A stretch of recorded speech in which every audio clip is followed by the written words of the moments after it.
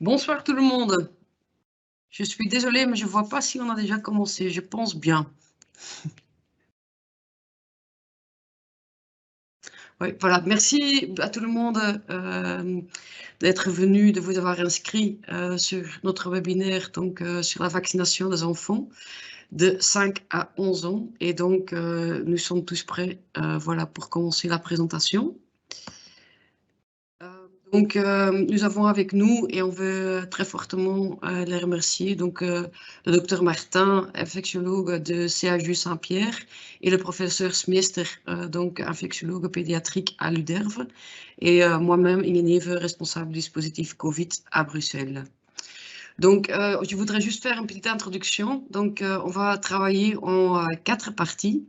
Donc, première partie va être faite par Dr Martin et donc elle va donner un update médical sur l'épidémie. Donc, elle va nous montrer les courbes épidémiologiques, la contamination des enfants, la transmission à l'école et d'autres éléments. Deuxième partie va être donnée par le professeur Smeesters qui va plutôt donner des réponses aux questions pédiatriques. Et donc, il va répondre aux questions comme comment fonctionne un vaccin, quels sont les risques, pourquoi on devrait nous vacciner et est-ce que c'est mieux de se faire vacciner ou bien d'attendre d'avoir le Covid quand même. Troisième partie, alors, on va vous laisser le temps de vous poser vos questions et on va essayer de vous répondre. Donc, pendant toutes les présentations, vous pouvez poser vos questions dans le chat. Et donc, ils vont être publiés également dans le chat. Et donc, vous pouvez déjà commencer à le faire maintenant. Et il y a juste les questions doubles qui vont être pas affichées. Et donc, on va voir que les questions qui sont posées une fois. Et donc, après les 2 présentations, on va donc prendre les différentes questions et on va essayer de vous donner des réponses à ça. Et quatrième partie, je vais revenir vers vous justement avec quelques informations pratiques sur le comment on organise la vaccination, à quels endroits, etc. etc. Donc voilà, je vais pas cesser à donner la parole maintenant au docteur Martin qui va donc vous expliquer justement les questions médicales plutôt sur l'épidémie plus en général. Merci beaucoup d'être avec nous.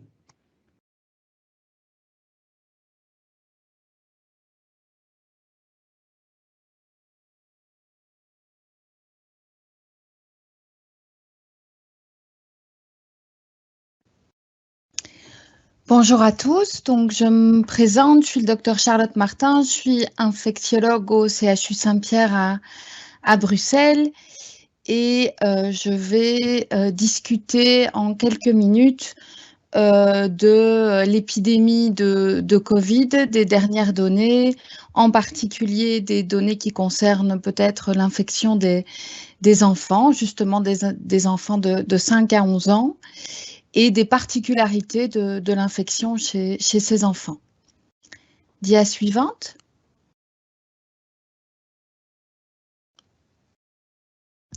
Oui, donc dia sur mes conflits d'intérêts.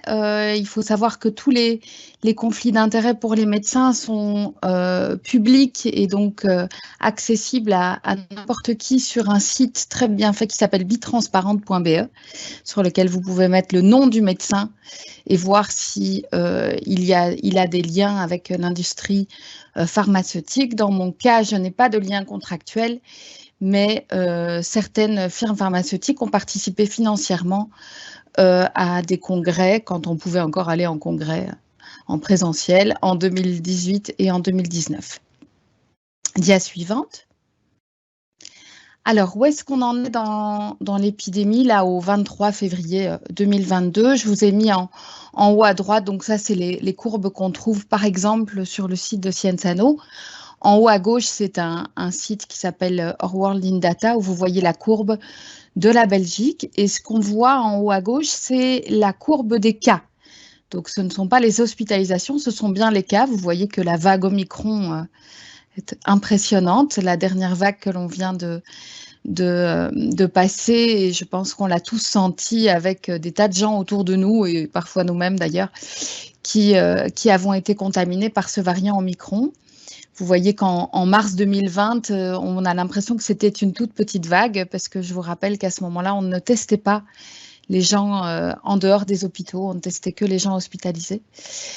Et donc, on a, avec cette image en haut à gauche, quand même un petit peu une notion, même si on ne peut pas comparer à mars 2020, de l'ampleur de la vague que l'on vient de passer. Et pourtant, quand on regarde en haut à droite, on voit quand même qu'en termes d'admission à l'hôpital, on est dans des proportions bien moindres que celles qu'on a eues avec les variants précédents Omicron. Probablement pour plusieurs raisons. Ce n'est pas encore très clair dans quelle proportion, mais on pense bien qu'Omicron est probablement un petit peu moins sévère. Et puis, très clairement, la couverture vaccinale de la population a aidé à limiter les dégâts en termes de sévérité. Et la vitesse de contamination, la vitesse de transmission de ce variant a permis aussi d'atteindre au moins temporairement une immunité collective, puisque quand on voit le nombre de gens qui ont été contaminés en si peu de temps, eh bien, on se doute bien qu'en tout cas dans les quelques semaines qui suivaient ces contaminations, on ne pouvait pas être recontaminé tout de suite, et ça permettait de faire un petit bouclier dans la circulation du virus et dans la sévérité probablement. Ce qui est intéressant, c'est la partie en bas de la dia, où je vous montre en 2022, dans les premières semaines, donc le W c'est week, donc c'est le numéro des semaines, et donc la semaine 3 et 4 qui sont un peu plus vert clair là, c'est donc la fin janvier. Et vous voyez que là, entre 0 et 9 ans et entre 10 et 19 ans, on avait des chiffres tout à fait faramineux d'enfants, donc on est chez les enfants, qui ont été contaminés. Donc on a vraiment une circulation intense dans ces tranches d'âge, entre autres aussi de par la non-vaccination de ces tranches d'âge, mais bien entendu de par leurs activités, leur regroupement à l'école ou dans d'autres activités aussi. Et heureusement, on n'a pas eu de tsunami d'hospitalisation pédiatrique, même s'il y en a eu un petit peu plus, je vais en parler. Dia suivante. Et donc ici, vous avez les hospitalisations justement. Et donc quand on défait les hospitalisations par âge et qu'on regarde les bleus foncés qui sont les 0 à 5 ans et les un peu plus clairs, un peu turquoise de 6 à 19 ans, vous voyez que ça n'a pas été catastrophique, mais qu'en tout cas, entre 0 et 5 ans, il y a eu une nette augmentation des hospitalisations lors de cette vague Omicron. Dia suivante. Et c'est quelque chose qui a été vu dans d'autres pays. Ici, vous avez des données des États-Unis, où vous avez sur la partie gauche de la dia, la ligne pleine, donc la ligne qui n'est pas pointillée. Ce sont les 0 à 4 ans. Et là, vous avez vraiment, par rapport à la période Delta, au moment de la période Omicron, vous avez vraiment un gros pic d'hospitalisation.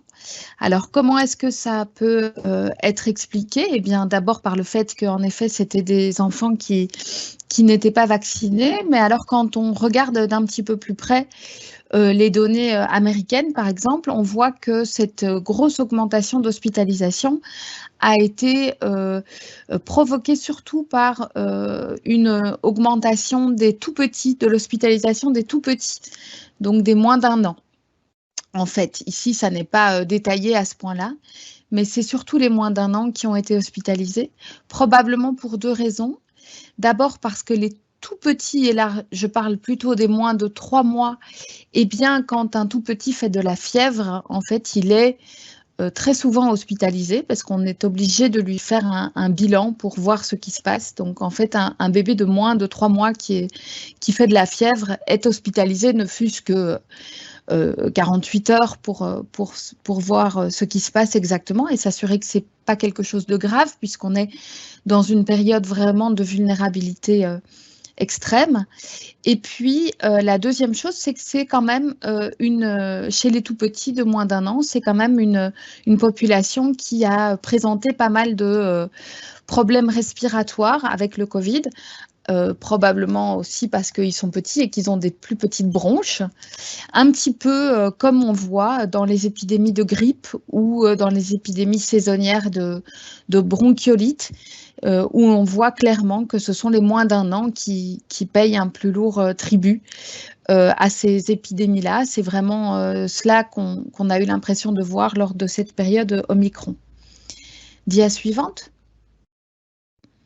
Alors, quand on regarde en fait les symptômes des 5-11 ans, là on repart chez les 5-11 ans, donc pas chez les tout petits, mais chez ceux dont on parle aujourd'hui qui sont éventuellement éligibles pour la vaccination, en fait, ils n'ont pas des symptômes très différents des adultes quand vous regardez, puisque quand on regarde sur la partie droite de la dia, on voit qu'ils souffrent de maux de tête, ils souffrent de fatigue, ça c'est vraiment 2 symptômes extrêmement rapportés chez les adultes, mal à la gorge, perte de l'odorat, c'est également rapporté, un petit peu plus de fièvre quand on est plus petit par rapport à quand on est un enfant plus grand. Et toute une série d'autres petits symptômes ou gros symptômes de type douleur abdominale, toux persistante, perte de l'appétit, mal partout, mal aux muscles. Donc on est dans quelque chose d'assez similaire dans les 5-11 ans avec les symptômes que l'on voit chez les adultes. On sait que les enfants, qu'ils aient des symptômes ou pas, et ça a été décrit, ça a été bien décrit depuis la période Delta, peuvent être porteurs de grandes quantités de virus. Donc, ils sont contagieux, même quand ils sont asymptomatiques. Ça, c'est la même chose que les adultes. Ils sont donc, comme les adultes, un réservoir pour la transmission. Donc, le fait d'être asymptomatique, mais de pouvoir être malheureusement contagieux, ça veut dire que même si on va isoler des enfants qui sont symptomatiques, par exemple, en se disant « c'est pas une bonne idée d'aller voir mamie parce que tu as un rhume et que c'est peut-être le Covid », mais malheureusement, il y a la possibilité que même un enfant asymptomatique soit porteur de virus, donc réservoir pour la transmission. Et puis, comme tous les âges, que ce soit les adultes, les adolescents ou les enfants, toute personne chez qui le virus se multiplie beaucoup et est très actif, eh bien, c'est un réservoir pour l'émergence de variants, puisque les variants, ce n'est qu'un virus qui a beaucoup muté, et les mutations se passent au moment de la multiplication du virus. Donc, quelqu'un qui est activement malade a du virus qui se multiplie activement et peut éventuellement faire émerger un variant. Il n'y a pas, par contre, de corrélation, de lien entre l'âge des enfants et le fait d'avoir beaucoup de virus ou pas. Donc, c'est pas plus on est petit, plus on en a, ou plus on est grand, plus on en a. Non, ça a l'air d'être plus ou moins la même chose, quel que soit l'âge, en tout cas dans la tranche des 5-11 ans. Dia suivante. Alors, quand on regarde un petit peu les hospitalisations de ces enfants, je reviens sur le pic d'hospitalisation au moment d'Omicron, on peut être rassuré pour plusieurs choses. On voit quand même d'abord que c'est quand même 80%, ok, c'est pas 100%, mais c'est 80% de ces enfants hospitalisés au moment du pic d'Omicron, dans cet article américain, qui ont été hospitalisés pour des raisons de Covid. Donc, c'est pas, il y a 20% des enfants qui ont été hospitalisés pour autre chose, mais quand même 4 sur 5, c'était pour des raisons de Covid. Par contre, ils n'ont pas été hospitalisés très longtemps. En moyenne, les enfants étaient hospitalisés 2 à 3 jours. Donc, à nouveau, ça ressemble à des enfants qu'on a hospitalisés pour être sûr que au niveau respiratoire, ça se passe bien, que ça ne dégénère pas, ou que, par exemple, des tout petits qu'on hospitalise pour voir pourquoi ils ont de la fièvre et on se rend compte que c'est un Covid, on se dit, OK, c'est ça, c'est pas quelque chose de plus grave, par exemple. Quand on regarde le statut vaccinal de ces enfants hospitalisés, le fait d'être évidemment au-delà de 12 ans, puisqu'à l'époque, on ne vaccinait qu'au-delà de 12 ans, le fait d'être complètement vacciné, donc d'avoir eu 2 doses, protégeait de l'hospitalisation. C'est-à-dire qu'il y avait beaucoup plus d'enfants qui étaient non vaccinés, qui étaient hospitalisés, que d'enfants qui étaient vaccinés, qui étaient hospitalisés. Et quand on faisait les statistiques, on voyait que c'était quand même des chiffres très, très différents. Dia suivante. Alors, autre chose qui est décrit chez les enfants et qui fait peur, à part le Covid sévère. Le Covid sévère, c'est comme chez les adultes, c'est vraiment l'insuffisance respiratoire, le fait de ne plus réussir à respirer, etc. Et ça se voit par exemple chez des enfants immunodéprimés ou fragiles au niveau respiratoire. Mais un autre syndrome qui a été décrit spécifiquement, quasi exclusivement chez les enfants, c'est ce qu'on appelle le MISC, qui est un syndrome inflammatoire qui atteint plusieurs organes dans le corps et qui empêche certains organes de fonctionner et qui arrive un peu décalé par rapport au moment du Covid aigu, quoi, du gros rhume ou de la petite bronchite. Non, ça arrive un petit peu décalé quelques semaines après, 2 à 6 semaines après. Et c'est vrai que ça peut atteindre le cœur, ça peut atteindre des éléments du sang, ça peut atteindre le système digestif, etc. C'est heureusement très rare, puisque ça a été estimé à un cas sur entre 3 et 5 000 cas de Covid. Donc, c'est heureusement rare. Quand on déclare un MISC, il y a 2/3 des patients qui vont aller aux soins intensifs, mais la mortalité est extrêmement rare. Donc, c'est sévère, mais il y a des traitements tout à fait spécialisés à base d'immunoglobulines et de corticoïdes, mais la mortalité est heureusement très très basse. Par contre, ce qui est moins clair pour l'instant, c'est les petits patients qui ont fait un MISC. On ne sait pas encore très bien s'ils vont ou pas souffrir de séquelles à long terme. Ce n'est pas encore bien étudié. Dia suivante. Alors, l'autre chose, donc, il y a le Covid sévère qui est rare chez les enfants. Il y a le MISC qui est rare aussi, même si c'est uniquement chez les enfants ou quasi uniquement chez les enfants, c'est rare. Et alors, il y a le Covid long. Le Covid long, c'est une entité qui n'est pas encore très bien définie chez les enfants. Il a déjà fallu de nombreux mois et de nombreuses vagues pour le définir correctement chez les adultes. Ça devient un peu plus clair, même si on a l'impression que c'est une entité qui contient encore plusieurs entités chez les adultes. Chez les enfants, c'est pas encore très bien étudié, malheureusement. Ce sont des études encore de pas très bonne qualité qu'on a sous la main. On a pour l'instant l'impression que c'est moins fréquent chez les enfants que chez les adultes. On a à notre disposition une enquête menée au Royaume-Uni qui montrait qu'environ 7 à 8% des enfants qui avaient fait un Covid, un diagnostic de Covid, 7 à 8% disaient qu'ils n'étaient encore pas bien 3 mois après le diagnostic de Covid, avec des symptômes qui ressemblaient un petit peu à ceux du Covid long chez les adultes. Donc, c'est des enfants qui restent fatigués, c'est des enfants qui gardent des maux de tête, des difficultés du sommeil, des difficultés de concentration. Du coup, évidemment, ce type de symptômes peut avoir un impact sur la qualité de vie, ce qui est logique, par exemple à l'école, bien évidemment, mais aussi en termes de dépression ou de sentiments de tristesse ou de limitation des activités sportives. Mais d'autres études montrent que, en fait, l'immense majorité des enfants sont rétablis après 56 jours, ce qui est l'équivalent d'environ 2 mois. Donc 2 mois après le Covid, en fait, vous avez l'immense majorité des enfants qui vont parfaitement bien et qui n'ont plus aucun symptôme. Et plus intéressant encore, on voit dans certaines études qui ont des groupes contrôles, c'est-à-dire des groupes d'enfants qui avaient un virus respiratoire mais qui n'était pas le Covid, qui avaient d'autres virus respiratoires, qu'en fait, ils avaient aussi parfois des symptômes comme ça qui pouvaient traîner pendant des mois. Donc, on n'est pas sûr que ça soit si spécifique, si lié au Covid.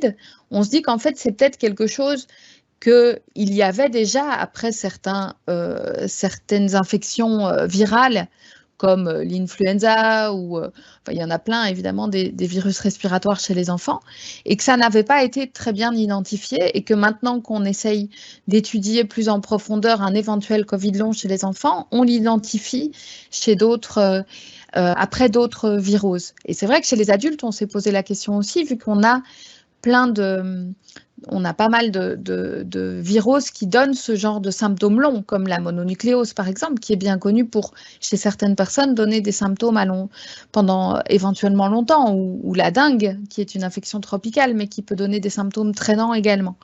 Et donc, le Covid n'était déjà pas la première infection qui donnait ce genre de choses. Chez les enfants, c'est probablement pas le cas non plus. Donc, il y a vraiment encore pas mal de choses à étudier. Et puis, bien évidemment, quand on parle de maux de tête qui persistent, de fatigue un petit peu traînante, de difficultés de concentration, on peut se poser aussi la question du contexte de la pandémie, qui a été quand même très difficile et traumatique à certains moments, entre autres au moment des confinements stricts. Et donc, certains de ces symptômes de Covid long pourraient éventuellement être attribués en fait au contexte de pandémie et pas à l'infection par Covid. Et pour cela, il faut clairement des bonnes études, de bonne qualité et bien menées sur longtemps et sur des très grands groupes d'enfants. Et cela, on ne l'a pas encore. Dia suivante. Alors enfin, est-ce que le vaccin pourrait avoir un rôle par rapport au fait que les enfants aient un rôle dans la transmission dans la communauté? Et donc ça, c'est quelque chose qui a été énormément discuté depuis le début de la pandémie, entre autres en parallèle avec les épidémies grippales, puisque les épidémies grippales, on a toujours eu l'impression, on est un peu moins sûr d'ailleurs maintenant, on a toujours eu l'impression que ça démarrait des enfants et puis que ça arrivait chez les adultes.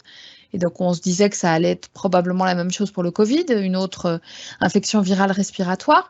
Et en fait, ce qu'on a pu montrer ici, je vous ai mis un exemple d'article, mais il y en a plusieurs des comme ça, c'est que la plupart des infections chez les enfants arrivent d'un adulte. Ici, c'est un professeur dans une école maternelle, un professeur non vacciné qui ne portait pas bien son masque ou qui l'a retiré en tout cas à plusieurs reprises, qui a infecté 12 enfants sur 24, donc la moitié de la classe. Et puis, bien entendu, ces enfants, ils ont éventuellement infecté leurs frères et sœurs et ils sont rentrés dans leur foyer ou parfois ils ont infecté leurs parents et leurs grands-parents éventuellement. Mais ce qu'on a envie de dire quand on voit ce genre de choses, c'est que quelque part, ça n'a pas été les enfants le problème. Ça a probablement été le non-port ou le mauvais port du masque par l'adulte. Et s'il y a eu des cas sévères chez les adultes, c'était chez des gens non vaccinés. Donc, on a envie de dire que c'est plutôt la vaccination des adultes dans ce type de schéma qui est problématique que la vaccination des enfants, que la vaccination des adultes aurait permis qu'il y ait eu un cluster dans cette classe de maternelle, par exemple, mais sans aucun dégât vers les adultes des foyers ou les grands-parents ou les parents, parce qu'ils étaient bien vaccinés. Donc, le rôle des enfants dans la transmission du Covid dans la communauté, il passe toujours par les adultes. Il n'y a pas quelque chose qui se passe uniquement autour des enfants. Et donc, si on a une très, très bonne couverture adulte, on peut se poser la question d'un impact supplémentaire de la vaccination des enfants. La question reste tout à fait ouverte. Dia suivante. Alors, bien entendu, ici, je ne parle pas, parce que pour moi, ça c'est très très clair, des enfants immunodéprimés ou des enfants avec des comorbidités. Les enfants avec des comorbidités, ils ont 12 fois plus de risque d'hospitalisation pour Covid sévère, 19 fois plus de risque d'hospitalisation en soins intensifs. Donc, il est très clair que ce sont des enfants qui doivent être vaccinés parce que ça les protège. Ils ont besoin de doses supplémentaires, comme les adultes, immunodéprimés d'ailleurs, mais ça les protège du Covid sévère. Donc ici, je ne parle pas de ces enfants parce que ici, pour moi, ça c'est très clair, mais je pense que c'est important de le redire, que ces enfants-là, c'est une réelle indication peu discutable à mon sens, en tout cas comme infectiologue, de vaccination. Je parle vraiment plus lors de ce webinaire de la vaccination des enfants de 5 à 11 ans en bonne santé. Dia suivante. Alors, contre le MISC dont on parlait tout à l'heure, donc le syndrome multi-inflammatoire qui est rare mais qui est dangereux chez les enfants, en tout cas qui peut les rendre fort malades, ce qui a été démontré clairement, c'est que la vaccination fonctionne très bien. Donc, la vaccination, 2 doses par un vaccin ARN messager, diminue très très fort le risque de MISC. Donc ça, c'est sûr. Donc, on sait que la vaccination protège, si on fait suffisamment de doses, les enfants immunodéprimés. On sait que la vaccination protège contre une forme rare mais embêtante de Covid, le MISC. Ça, ce sont des choses que l'on sait. Dia suivante.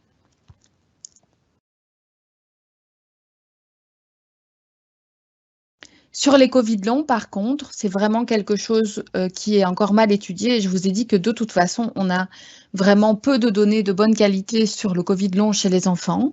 Et donc, on a encore moins de données de bonne qualité sur la vaccination, l'effet de la vaccination contre le Covid long. On commence à savoir, ça a été démontré relativement récemment, que chez les adultes, la vaccination semble diminuer la survenue des Covid longs d'environ la moitié, de 50%. Chez les enfants, on n'a pas encore du tout les données pour conclure à quoi que ce soit. Dia suivante. Et pour éviter la transmission, donc j'en ai déjà un petit peu parlé tout à l'heure, mais ça, c'est vraiment quelque chose aussi qu'il est par ailleurs difficile d'étudier.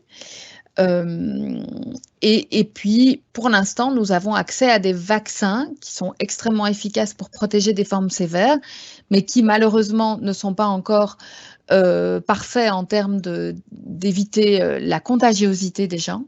Et bien entendu que si on avait accès à des vaccins qui diminuaient très très fort la contagiosité, on pourrait se dire que ça aurait un impact sur l'épidémie chez les adultes. C'est quelque chose qu'on connaît bien, par exemple, dans la vaccination contre le pneumocoque.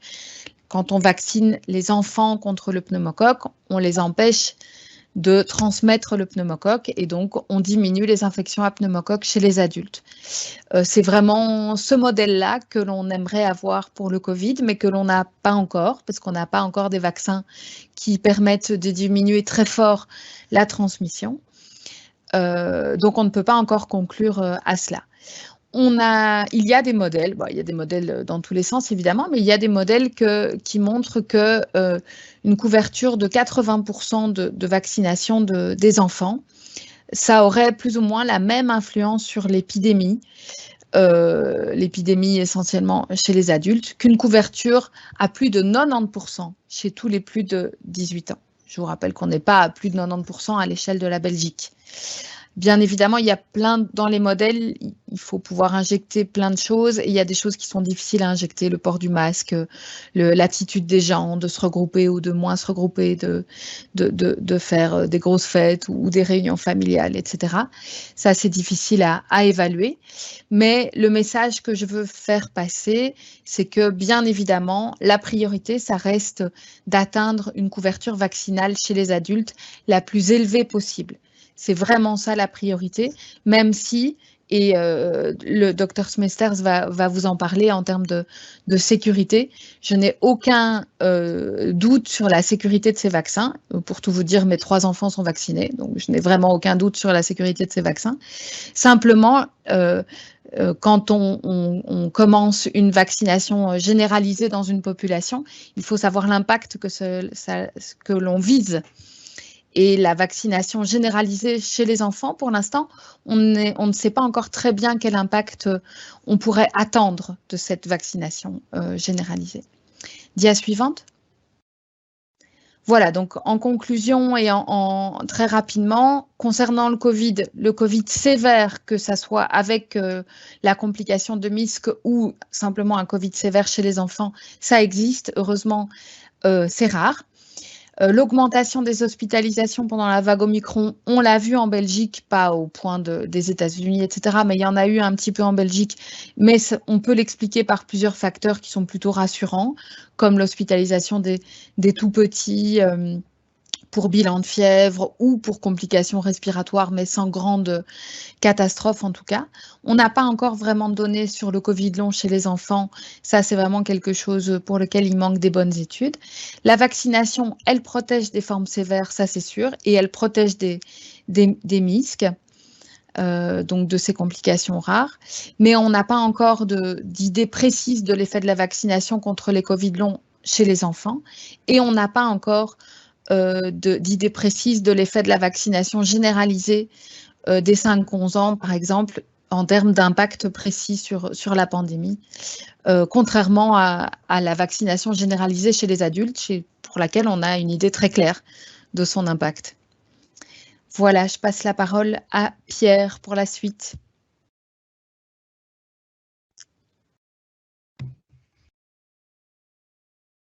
Merci Charlotte.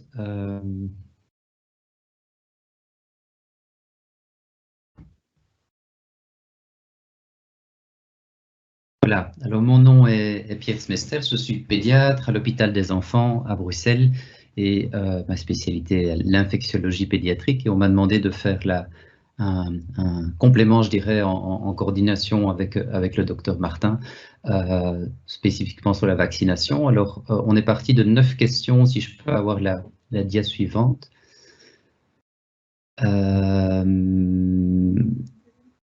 Les 9 questions que vous avez sous les yeux ici, qu'on va reprendre une par une et on va essayer d'un petit peu réfléchir ensemble. Dia suivante. Alors, je voudrais remercier différentes personnes. Marc Hainaut est un pédiatre infectiologue de l'hôpital du CHU Saint-Pierre à Bruxelles. Muriel Meuser est une immunologiste de l'ULB. Charlotte Martin, vous venez de la voir. Et Sarah Jourdain, c'est une pédiatre infectiologue à l'hôpital des enfants. Et on a eu de nombreuses discussions, notamment à ce sujet. Et puis, Frédéric Titz, Dominique Biarran et Maud Rouillet, qui sont des collègues à l'hôpital des enfants qui portent depuis maintenant 2 ans la gestion de toutes ces questions. Dia suivante, s'il vous plaît. Alors, en termes de conflit d'intérêts, je pense que c'est toujours important aussi d'être assez clair là-dessus. Je n'ai moi non plus aucun lien contractuel financier avec l'industrie. J'ai aucune convention de recherche et mon employeur est l'hôpital des enfants de Bruxelles, est un employeur public et donc je me sens assez à l'aise de dire ce que je pense comme pédiatre. Mais peut-être est-il intéressant de mentionner des possibles biais de pensée. J'ai une collègue qui fait ça et je trouve ça toujours intéressant. Je suis clairement, de par mon métier de pédiatre, convaincu de l'efficacité des vaccins à nous protéger. Et c'est le point de vue duquel je pars et qui peut éventuellement m'influencer, même si je suis tout à fait prêt à changer d'avis si les données le nécessitent. Et puis, je pense aussi, comme infectiologue dans un centre universitaire, on est plus exposé aux cas les plus graves et je trouve que c'est toujours important de discuter aussi avec nos collègues médecins généralistes et pédiatres de première ligne pour avoir une vision peut-être plus large parfois de la pathologie. Dia suivante, s'il vous plaît.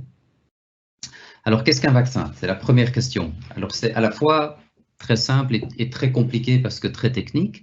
La façon peut-être la plus simple de présenter ça, c'est de présenter sous la forme de perdre sa naïveté.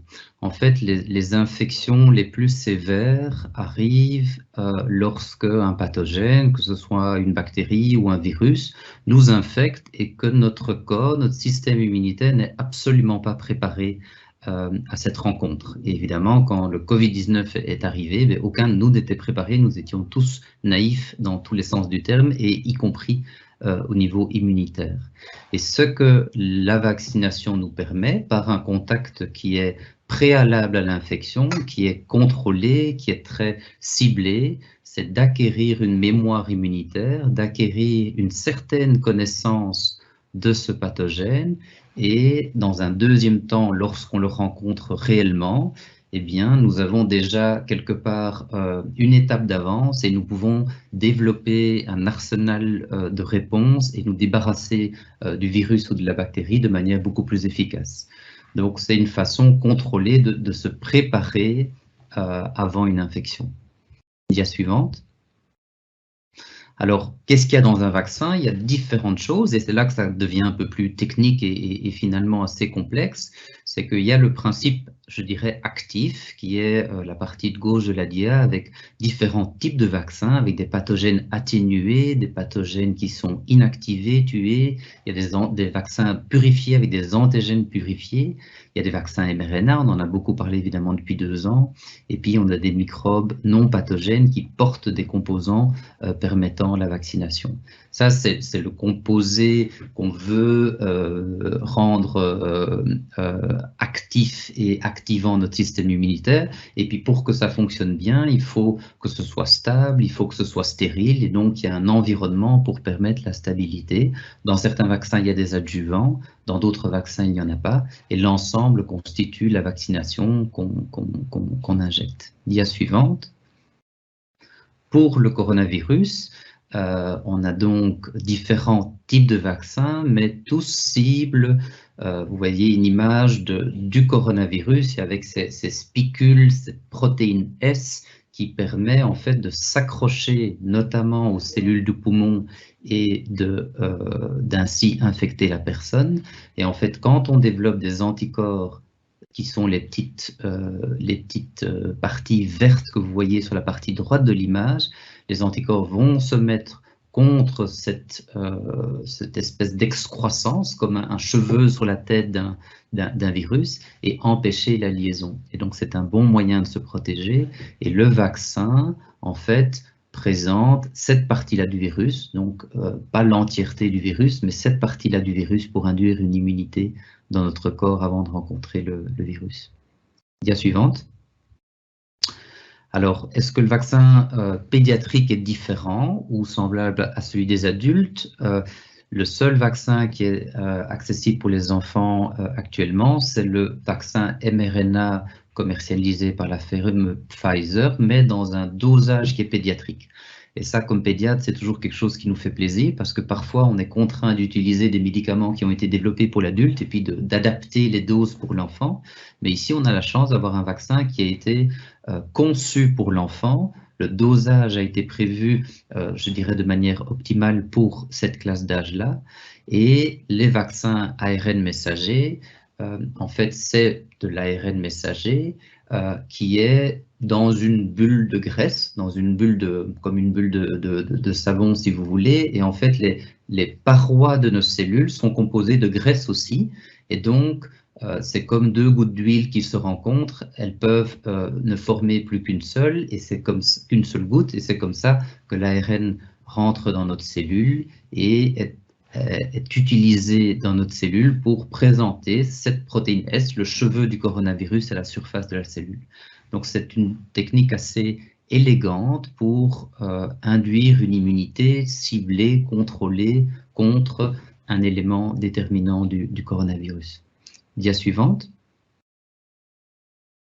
Alors, donc c'est vraiment deux vaccins différents qui sont symbolisés par la couleur du capuchon qui est différent. Le vaccin adulte a un capuchon mauve et le vaccin pour pédiatrique, pour les 5-11 ans, a un capuchon orange parce qu'il est dosé différemment avec un dosage spécifique pour l'enfance. Dia suivante. Et donc ça, c'est le papier, le premier papier qui a été publié dans le New England Journal of Medicine, qui est un des 2 ou 3 meilleurs journaux médicaux au monde. Ça a été publié en décembre 2021. Et vous voyez la courbe bleue et la courbe rouge.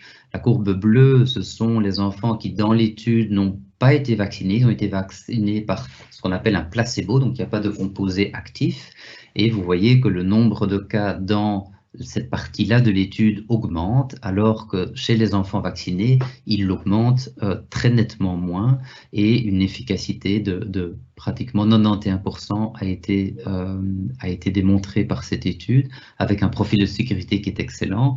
Et ça, c'est la première étude. Maintenant, ce vaccin a été donné à de très nombreux enfants de par le monde, confirmant à la fois son efficacité et son très bon profil de sécurité. Dia suivante.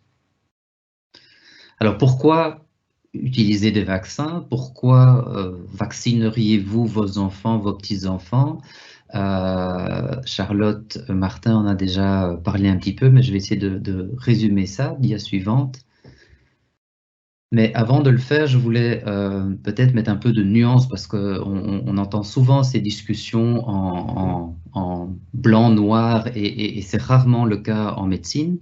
Donc pour le Covid-19, comme d'ailleurs pour la plupart des maladies infectieuses chez l'humain, il y a ce qu'on appelle une pyramide ou un iceberg, ça dépend un peu de ce qu'on souhaite, mais il y il y a beaucoup de gens à la base de la pyramide. Le plus grand nombre de personnes, ce sont des gens qui sont porteurs, qui sont tellement peu malades qu'ils ne se rendent pas compte qu'ils n'ont pratiquement pas de symptômes. Et puis, on a un nombre encore élevé, mais un peu plus petit, qui sont symptomatiques, mais qui ne se sentent pas fort malades, qui ne vont pas forcément consulter leur médecin ou simplement une fois leur médecin généraliste. Et puis, on monte dans les échelles de gravité avec une plus petite proportion qui est hospitalisée, une encore plus petite proportion qui est tellement gravement malade qu'on doit hospitaliser en soins intensifs, et malheureusement, une proportion de décès également. Et dia suivante, s'il vous plaît. Le vaccin, globalement, c'est une schématisation, est très efficace pour les parties hautes de cette pyramide, pour éviter le décès, pour éviter l'hospitalisation aux soins intensifs, pour éviter l'hospitalisation, mais au fur et à mesure qu'on se rapproche des cas moins sévères, l'efficacité est moindre. Et dia suivante, il y a encore 3 nuances importantes, c'est le temps, l'âge et la manifestation. Le temps, on a observé qu'après les 2 premières doses, la protection conférée par la vaccination avait tendance à diminuer, le taux d'anticorps diminuait après 6 mois, avant la dose booster. Alors, maintenant, on n'a pas encore un recul énorme sur la dose booster, mais les données sont plus encourageantes, même s'il faut continuer à les suivre. Alors, par rapport à l'âge aussi, c'est important. Les personnes plus âgées ont une diminution de cette protection après 6 mois de la 2e dose de vaccin qui est plus importante aussi, d'où l'importance plus importante du booster chez les personnes plus âgées. Et la manifestation clinique, la diminution de la protection avec le temps est plus forte sur les formes siégelles. Donc, vous voyez que c'est plus compliqué que le vaccin marche pas. Il y a différentes composants. Le vaccin a une efficacité très très bonne, mais elle n'est pas parfaite et elle évolue dans le temps.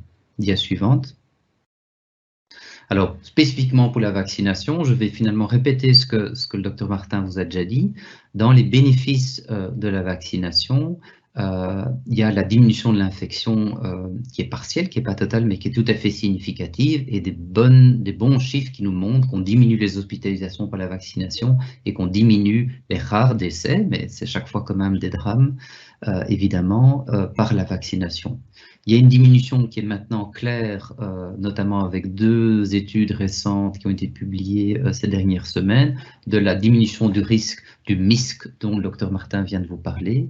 Et puis, il y a des données qui doivent être confirmées, mais qui sont vraisemblables. Il est vraisemblable d'espérer une diminution du risque de long Covid par la vaccination, mais il n'y a pas encore de preuve de cette diminution.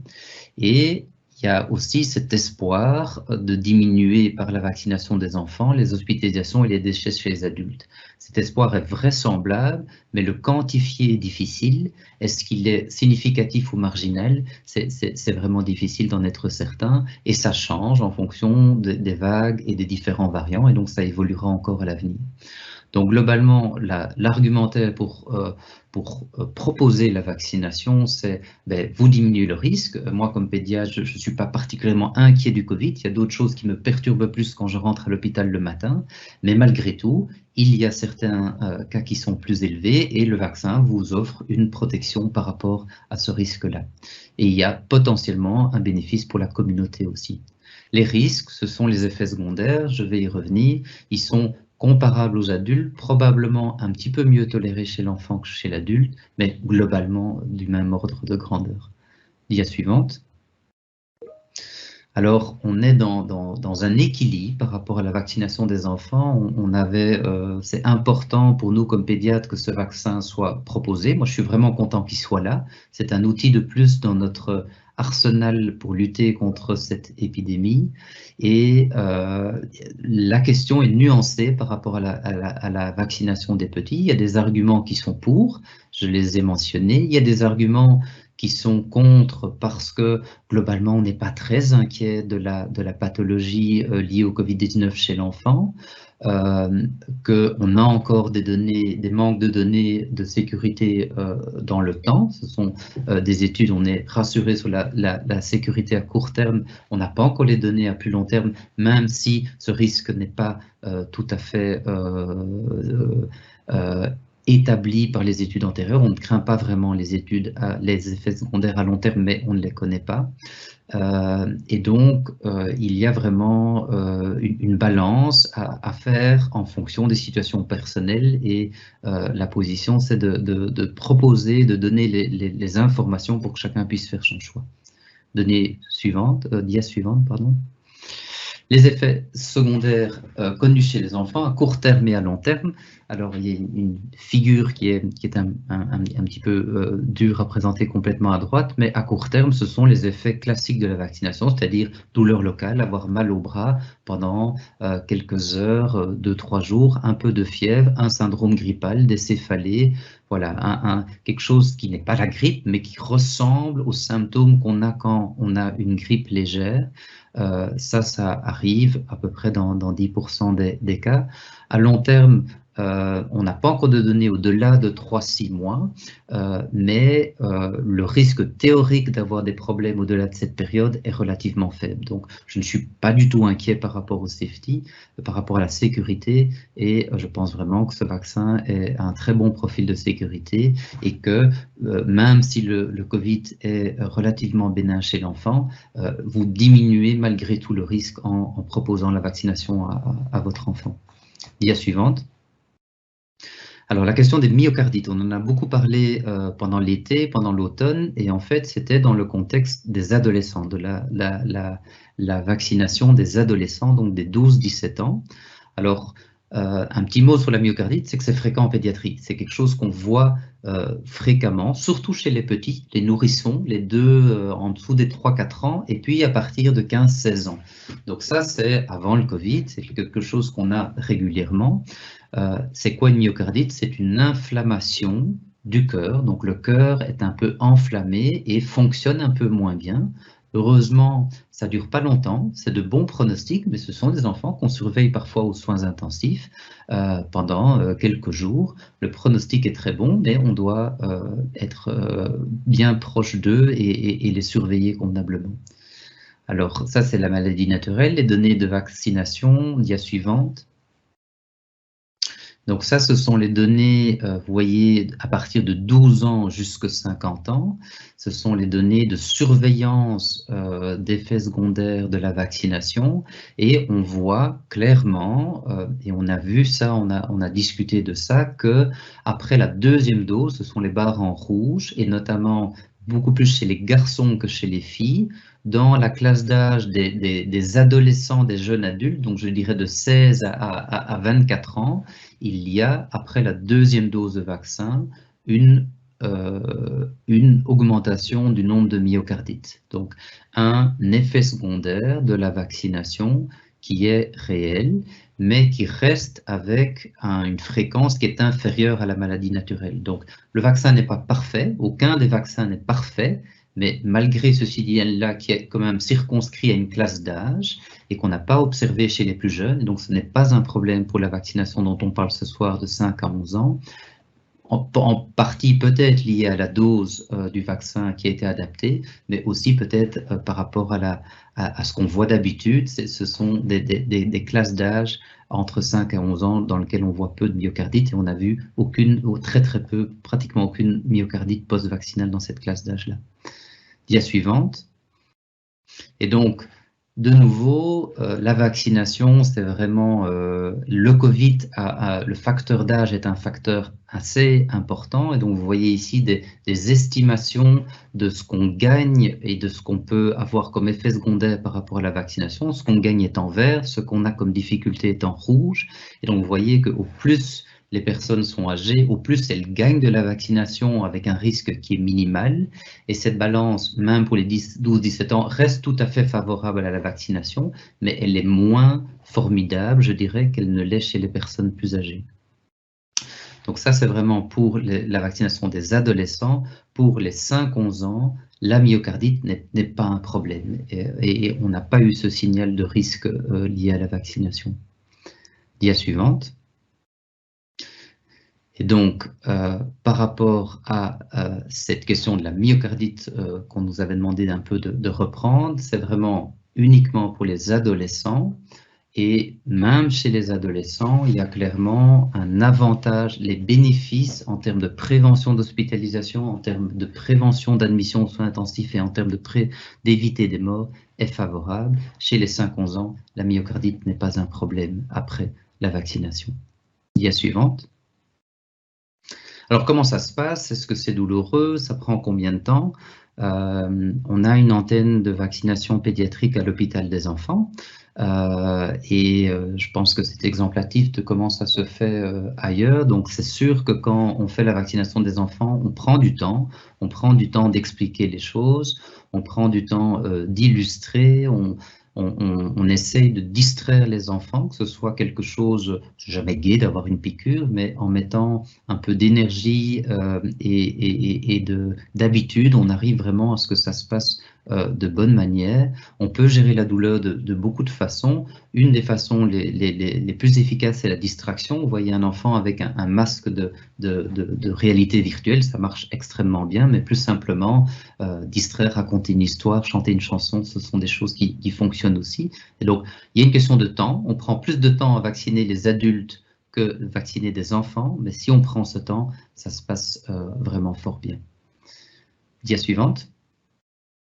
Alors, question compliquée, est-ce qu'il vaut mieux laisser le virus produire l'immunité naturelle? On a énormément entendu ça sur les réseaux sociaux, dans les discussions entre les gens, au lieu de se faire vacciner. Alors, sincèrement, c'est une question vraiment compliquée et pour laquelle on n'a pas toutes les réponses. C'est une question qui est évolutive. La réponse n'est pas forcément la même pour Omicron ou pour Delta, mais globalement, en tout cas jusque Delta, Omicron est encore fort, enfin on sort seulement de l'épidémie d'Omicron, donc c'est plus difficile d'avoir un bilan extensif en termes de Covid long, en termes de pathologies qui demandent un peu de temps pour être mieux comprises. Mais globalement, mon interprétation personnelle, c'est qu'en tout cas jusqu'à Delta, les données suggèrent que le risque de la maladie naturelle, et je le dis, je le redis, je ne suis pas inquiet du Covid chez les enfants, mais malgré tout, on a eu quand même quelques enfants pour lesquels on a eu de l'inquiétude. Ce n'était pas la majorité, mais ils existent, et la vaccination permet de diminuer ce risque-là. Donc, je pense que clairement, ce qu'on a observé avec Omicron, c'est que ça a circulé et qu'on était un peu démunis pour contrôler cette circulation. Ce qui a eu lieu. Ça a généré certaines difficultés, ça a aussi généré de l'immunité dans la population et ça, c'est plutôt une bonne nouvelle. Mais laissez sciemment, si vous avez le choix entre infecter votre enfant et le faire vacciner, clairement, les données actuelles montrent que le risque est moindre avec la vaccination. Dia suivante. Est-ce que la vaccination réduira la circulation du coronavirus dans les écoles primaires? Alors là, j'ai mis très complexe, je crois que c'est encore plus dur comme question que la précédente. Alors, probablement que oui, parce qu'il y a un effet sur la transmission, parce que c'est ce qu'on observe chez les adultes et il y a un gradient chez les enfants, donc il n'y a pas de raison que ce soit complètement différent. Dr Martin vous a dit qu'ils peuvent le transmettre dans une moindre mesure probablement, mais ils peuvent le transmettre et donc la vaccination aura un effet. Alors, est-ce que cet effet est significatif? Est-ce qu'il est important? Est-ce qu'il est marginal?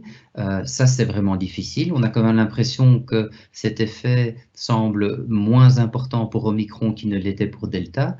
Comment ça peut évoluer pour le prochain variant qui peut être plus virulent, moins virulent, plus contagieux, moins contagieux? C'est vraiment très difficile à dire. C'est étudié, c'est analysé, il y a des modèles qui existent, mais la réponse n'est pas tout à fait claire. Mais il y a un espoir que ça puisse avoir une forme d'effet, oui. Question suivante, qui est la dernière.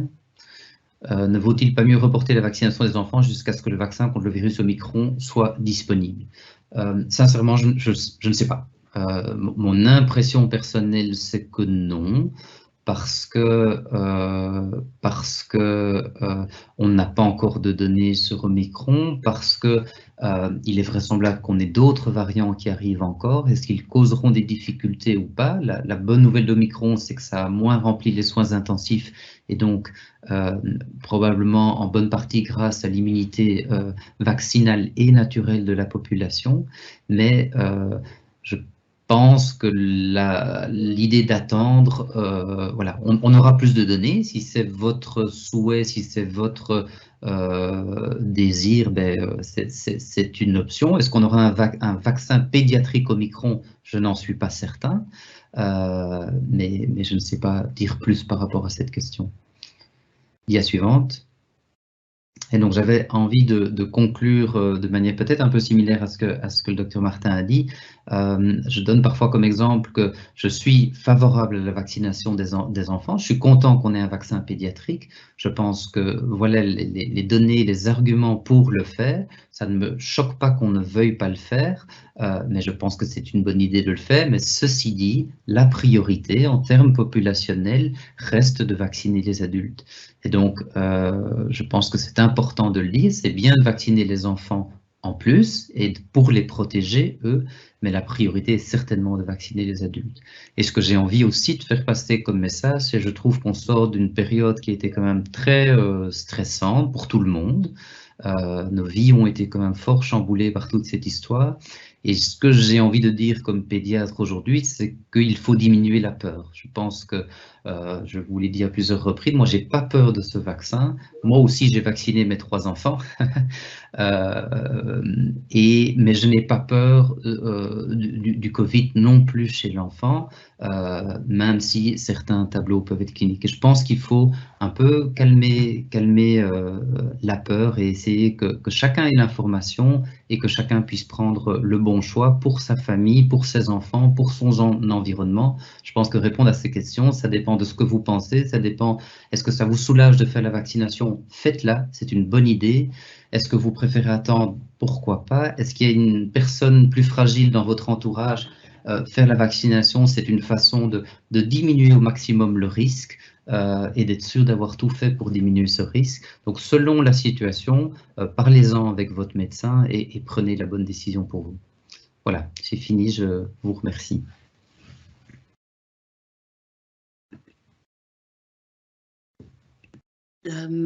Merci beaucoup aux deux docteurs pour les bonnes explications.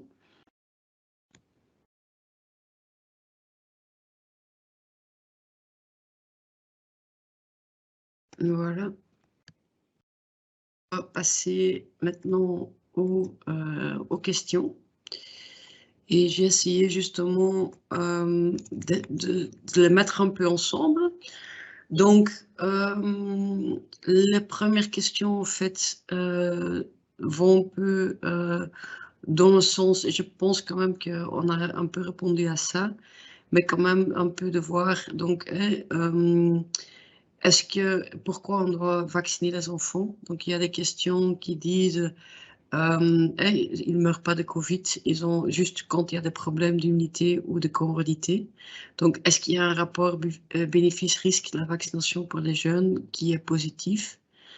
Et donc, lié à ça, il y a aussi la question qu'il n'y a que 0,06% des cas graves, en fait, que les enfants entre 5 et 11 ans qui sont infectés par le Covid.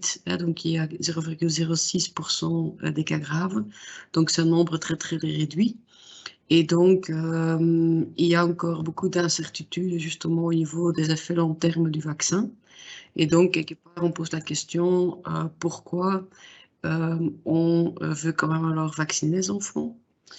Une troisième question qui est liée à ça, c'est en fait le fait qu'il ne faut pas attendre, oui ou non, de nouveaux vaccins donc, qui sont liés aux nouveaux variants. Je pense que le professeur a répondu à ça.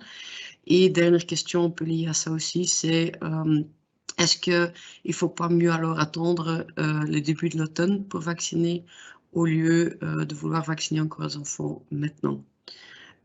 Et je ne sais pas qui des deux médecins veut répondre à ça. Voilà.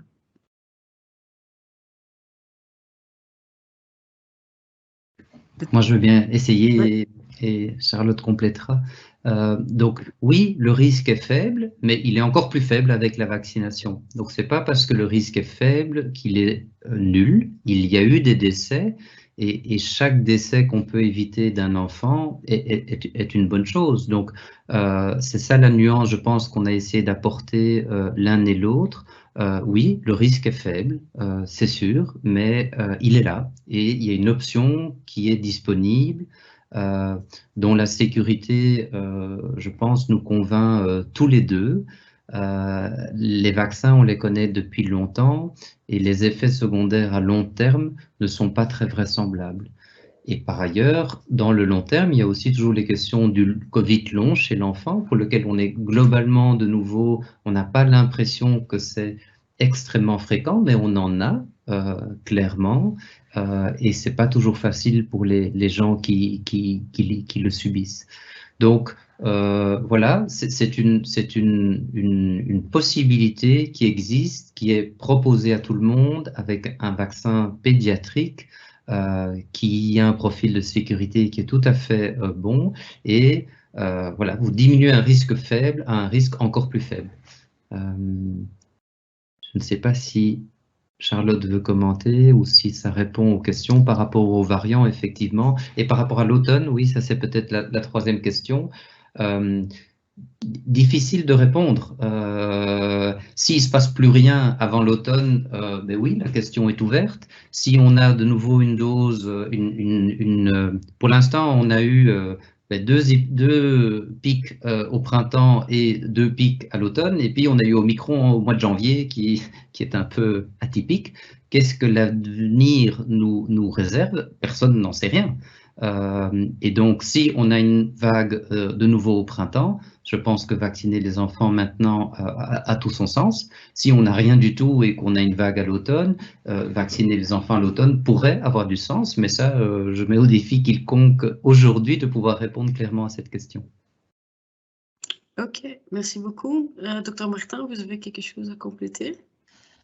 Oh, peut-être dire simplement que c'est vrai que la vaccination Covid a déçu certaines personnes, là je parle plutôt des adultes, de par le fait que les anticorps diminuaient assez rapidement après quelques mois après la vaccination, mais il faut bien se rendre compte que les anticorps, c'est vraiment seulement une partie de l'immunité et qu'en fait, quand on vaccine quelqu'un et qu'il produit des anticorps, oui, ces anticorps vont d'ailleurs, dans beaucoup de maladies, après beaucoup de vaccinations, les anticorps vont partir au bout de quelques semaines à quelques mois, mais c'est pas la partie en fait spécialement la plus intéressante de l'immunité. Après une vaccination, c'est surtout l'immunité par les cellules qui est intéressante et qui, elle, a bien été démontrée comme durant de nombreux mois, voire même peut-être de nombreuses années. Il faut savoir qu'en plus, quand on vaccine des enfants, on vaccine des petites personnes en pleine forme avec un super système immunitaire. Donc, ce sont en général des personnes qui répondent très bien au vaccin. Et je pense que vacciner des enfants au printemps même si la prochaine vague est à l'automne, c'est terrible, on se demande même pas s'il y a une prochaine vague, on se demande juste quand elle sera. Ça va avoir beaucoup d'intérêt quand même. C'est exactement les mêmes questions que moi, on me pose dans mon centre de médecine du voyage où on me dit si je fais la vaccination trop tôt, je serai pas protégée pour mon voyage. Mais en fait, la plupart des vaccins, vous êtes protégés pendant des mois, voire des années. Donc, vous pouvez partir en voyage 6 mois plus tard, vous serez toujours protégé. Donc, c'est la même chose. Et alors, le deuxième commentaire, c'était sur les effets secondaires à long terme. Donc, on entend beaucoup parler d'effets secondaires à long terme. Il faut savoir que globalement, dans l'histoire de la vaccination, il n'y a quasi jamais eu d'effets secondaires à long terme pour une très bonne raison qui est que le job du vaccin, il se fait pendant quelques semaines et puis le job est fini. Il active le système immunitaire, ça prend pour bien activer le système immunitaire, tant en termes d'anticorps que de cellules mémoire, etc. Ça prend quelques semaines, ça c'est vrai. Ça prend globalement 6 semaines probablement, peut-être un petit peu plus. Et donc c'est là qu'on peut avoir des effets secondaires éventuels et c'est là qu'on fait une surveillance très, très intensive. Et puis, en général, après, il y a la mise sur le marché du vaccin et la surveillance qui continue après pendant des années. mais il n'y a quasi pas eu de vaccin dans l'histoire de la vaccination où on a détecté des effets secondaires plus que quelques semaines après la vaccination, puisque le vaccin, il s'en va, il ne reste pas dans le corps, il est désintégré au bout de quelques jours, et en particulier les vaccins à ARN messager, ils sont extrêmement fragiles. C'est bien pour ça d'ailleurs qu'on a mis beaucoup d'années à pouvoir les utiliser comme vaccin, c'est qu'ils étaient trop fragiles, ils se désintégraient dès qu'ils sortaient de la seringue, en gros. Il a fallu trouver ce petit truc de bulle d'huile pour réussir à les transporter sans qu'ils se désintègrent jusqu'à la cellule. Mais une fois qu'ils sont dans les cellules de notre bras, ils sont désintégrés très rapidement. Donc, ils ne se baladent pas du tout dans le corps. Il n'y a pas de l'ARN messager qui se balade dans le corps entier. La seule chose qui se balade dans le corps, c'est la réaction immunitaire que vous faites quand vous êtes vacciné. Donc, votre propre réaction immunitaire avec vos anticorps et vos cellules. Et ça se promène dans le corps. Et cette réaction immunitaire, elle est générée pendant plusieurs semaines. Et c'est en général là qu'on voit typiquement les petits effets secondaires à court terme de mal au bras, syndrome grippal, mais aussi les effets secondaires plus embêtants de type myocardite ou, comme on a vu sur l'AstraZeneca, les très très rares effets de thrombose. Tout ça, ce sont des effets qui arrivent dans les semaines qui suivent et pas à plus long terme, pour une très bonne raison, qui est qu'en fait, le job du vaccin, il est terminé après. Voilà. Merci beaucoup pour les explications claires. Donc, je vais peut-être continuer avec les questions qui sont liées. Justement, est-ce qu'il y a des études sur la durée d'immunité chez les enfants suite à la vaccination? Et on peut lier alors, parce qu'il protège bien, faudrait-il procéder à plusieurs injections, donc des boosters, comme ça semble être le cas chez les adultes. Ensuite aussi, est-ce qu'il faut plutôt avoir une infection que la vaccination ou les deux? Et donc, est-ce que ça vaut encore la peine de vacciner un jeune enfant de 5 ans après une infection? Je vais peut-être commencer avec Dr Martin maintenant. Alors, concernant la durée de protection chez les enfants, je pense que comme le docteur Smesters a dit, on n'a pas de recul de beaucoup plus que 6 mois. Ce à quoi on s'attend, c'est des réponses plus robustes que chez les adultes, surtout chez les adultes âgés. On sait bien que chez les personnes plus âgées ou les personnes immunodéprimées, on perd ses anticorps plus rapidement. Ça sera probablement moins rapide chez les enfants. Maintenant, comme je le disais, les anticorps, c'est vraiment qu'une seule partie de l'immunité. C'est un petit peu les gardes frontières, hein, les anticorps. C'est ce qui garde la frontière. Mais c'est pas, voilà, et c'est vrai que s'ils voient personne arriver aux gardes frontières, peut-être qu'ils vont moins venir et qu'ils seront moins là. Mais ça ne veut pas dire que derrière, il n'y a pas toujours les personnes qui gardent, qui protègent des formes sévères. Et donc, en général, chez les enfants, on a une réponse immunitaire robuste qui dure longtemps quand on a fait suffisamment d'injections pour bien générer une première réaction immunitaire. C'est une réaction qui peut durer longtemps. Prenons l'exemple du tétanos. Voilà, l'immense majorité des enfants sont vaccinés contre le tétanos. Ils sont vaccinés tout petits, donc à un moment où le système immunitaire n'est pas encore très mature. Là, ça nécessite plusieurs injections pour générer une bonne réaction immunitaire, mais une fois qu'elle est bien générée, elle dure 10 ans. Alors évidemment, je ne peux pas encore vous dire si ça sera le cas pour le Covid, mais c'est vrai que quand on vaccine des enfants, on a la chance, entre guillemets, de vacciner des enfants en bonne santé, en tout cas. On a la chance de vacciner des personnes qui ont un système immunitaire robuste, qui répond bien à ce type de stimulation. Mais je laisse le docteur Smesters compléter.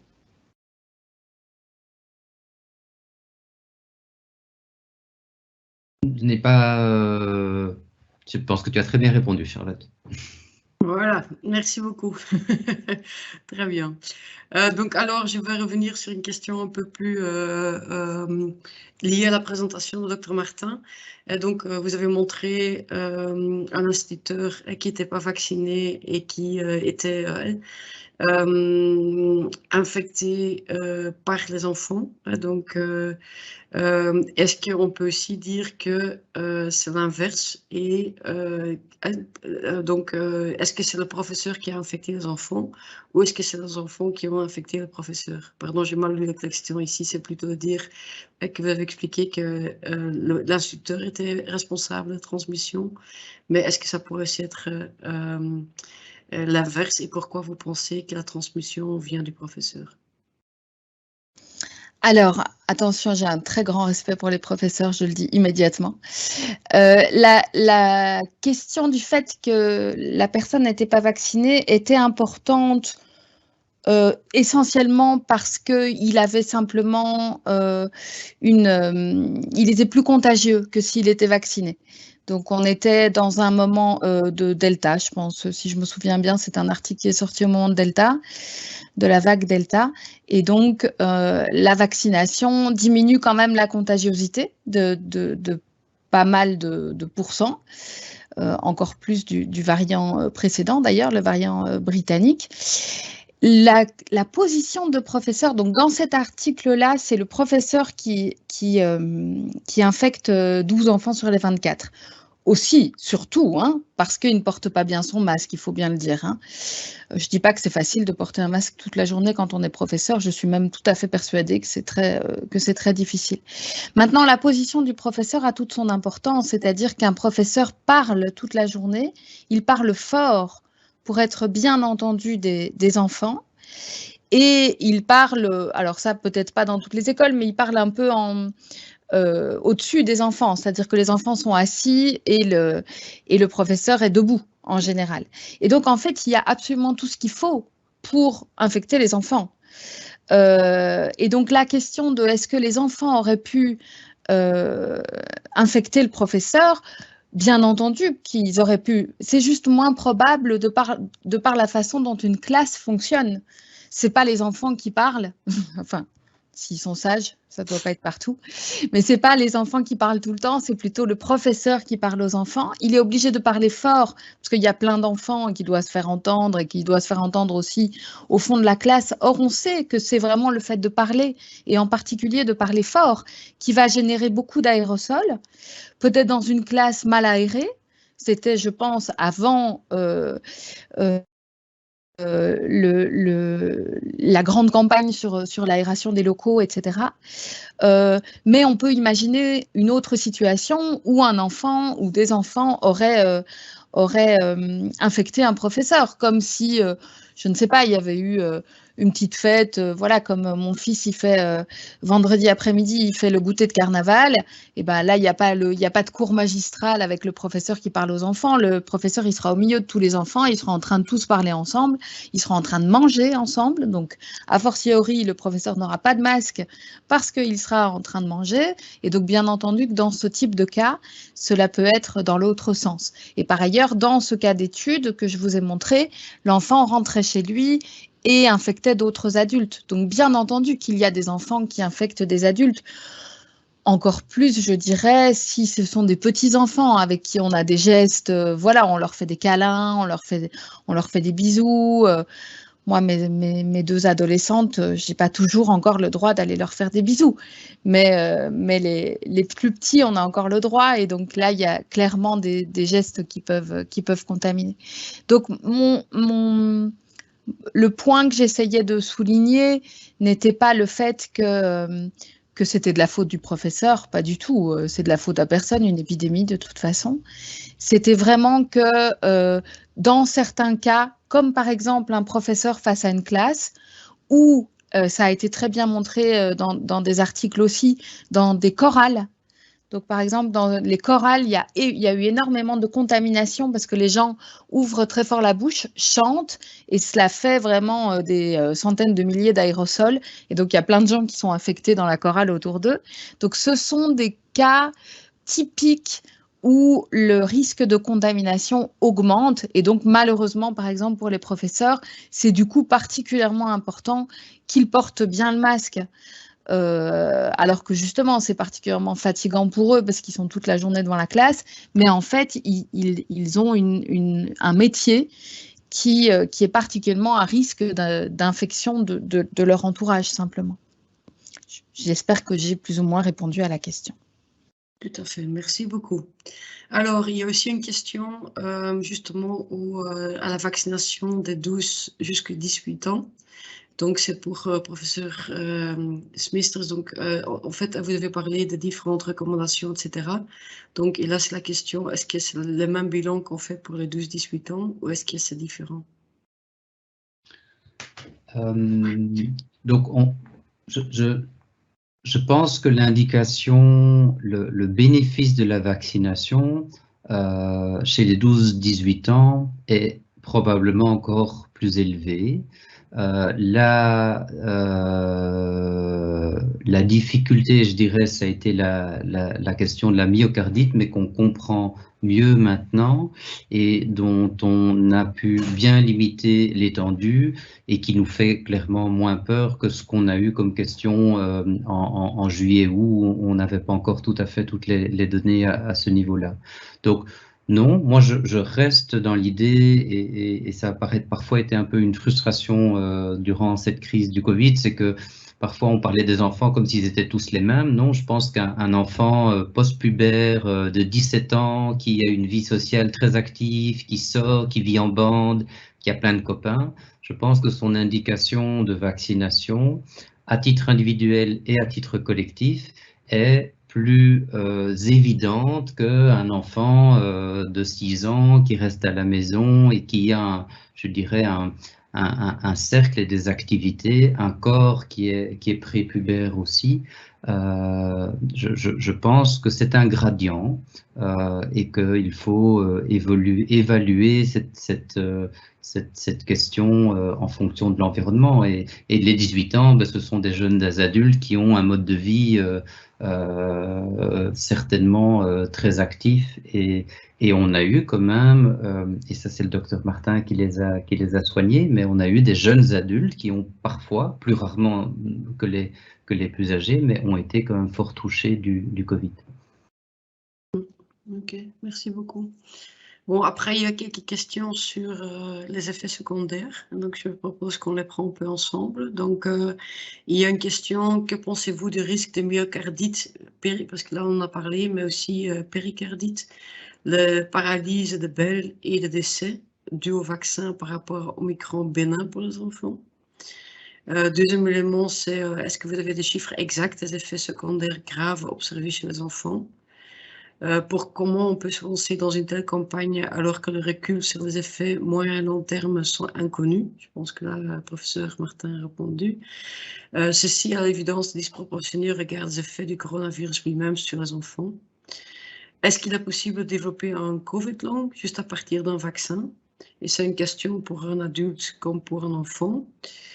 Il y a aussi une question qu'il y a des effets graves des vaccins anti-Covid, comme des enfants qui perdent la vue à 90% et qu'il y a des enfants qui meurent après avoir pris ces injections. C'est des articles qui viennent de la France.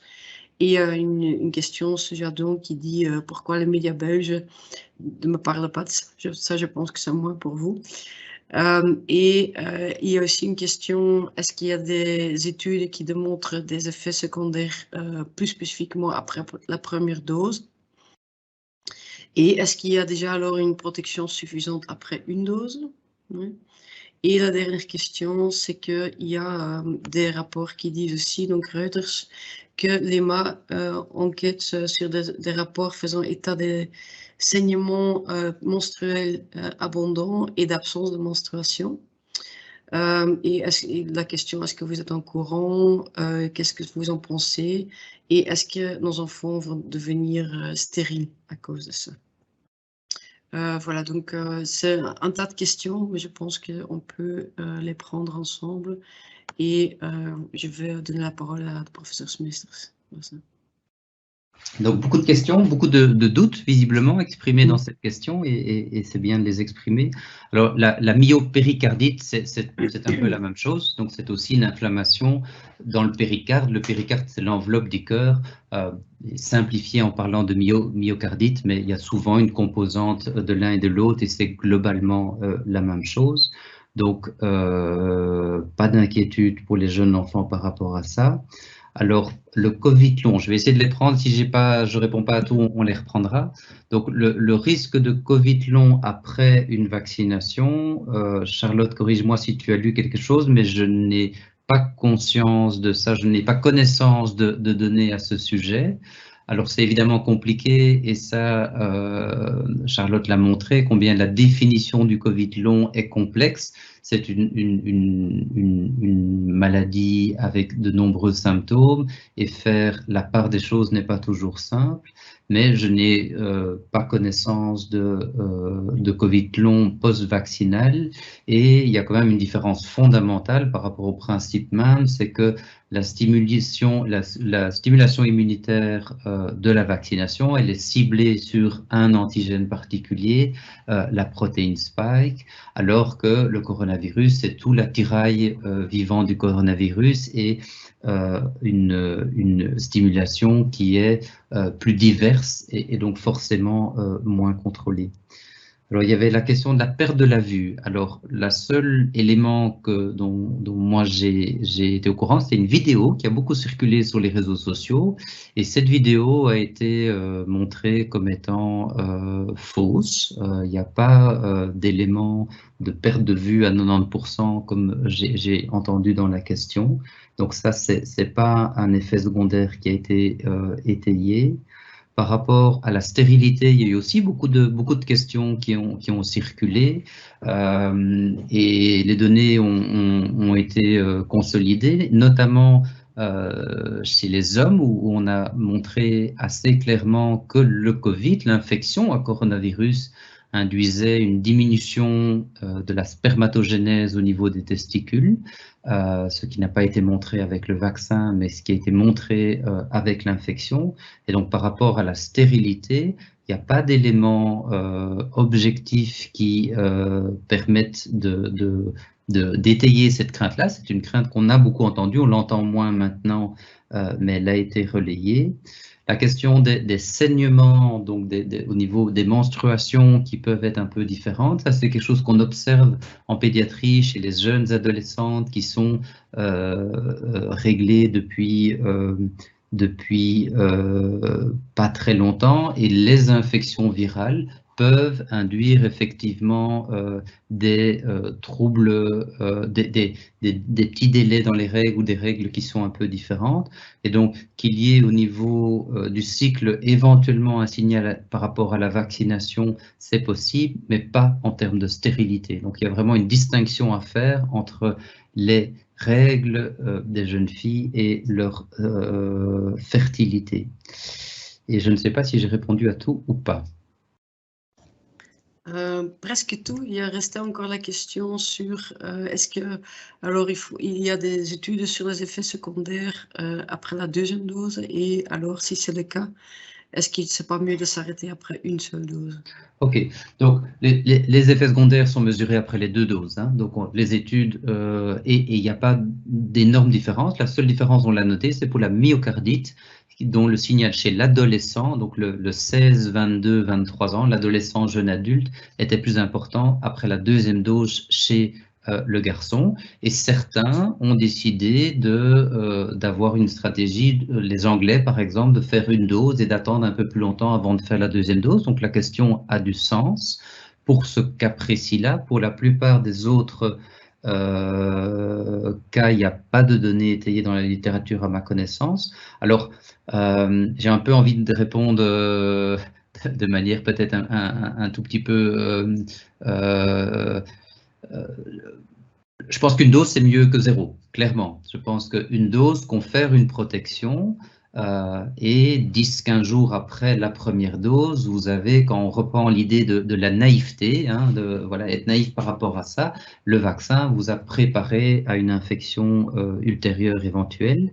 Donc je pense que si vous hésitez, que vous êtes prêt à faire la première dose mais que vous n'êtes pas prêt à faire la deuxième, faites certainement la première, c'est déjà mieux que 0. Mais la deuxième dose permet d'augmenter le taux d'anticorps, permet probablement d'avoir une réponse plus longue dans le temps, et la protection qui a été observée dans les études a été faite sur 2, voire maintenant 3 doses, avec une troisième dose qui est éloignée de minimum 4 mois par rapport à la deuxième. Donc on a moins de données sur une dose unique, mais je pense que c'est mieux que pas de dose du tout. Ok, merci beaucoup. Docteur Martin, vous avez quelque chose à compléter? Oui, éventuellement. Il y avait aussi une petite question sur les paralysies faciales, je pense, qui sont régulièrement, voilà, qui sont régulièrement observées après des infections virales et après des vaccins. Et en fait, les vaccins Covid ne font pas exception.